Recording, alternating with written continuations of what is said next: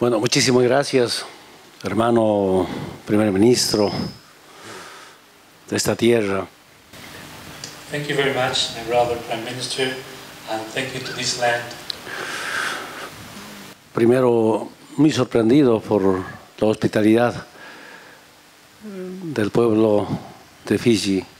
First of all, I am greatly surprised by the hospitality of the people of Fiji.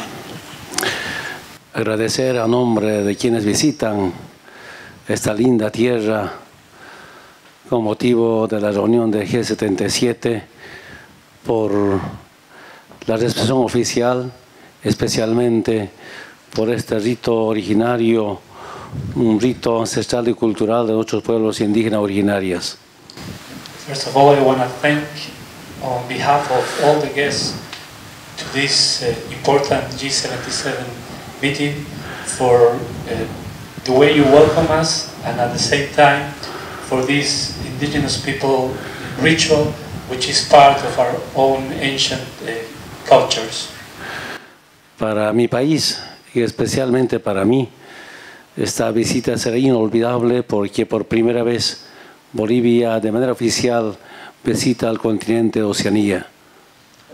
For me and for my country, this will be an unforgettable moment because it is the first time for a Bolivian president to visit a country in this part of the world. Por eso, con mucho respeto y admiración, decirles muchas gracias por esta gran recepción. Muchísimas gracias. And with all due respect, I want to say thank you very much for everything.